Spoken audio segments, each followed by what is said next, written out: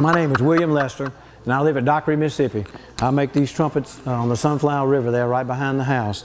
And one thing you should know about trumpets is that they're not all alike.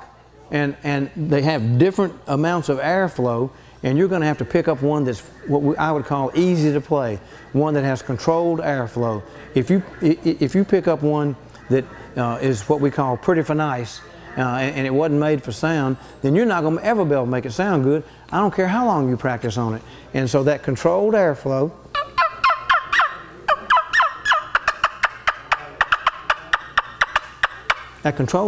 allows you to make a real crisp sounding turkey sound. You're going to have to find one that the airflow is what we call easy to pull on.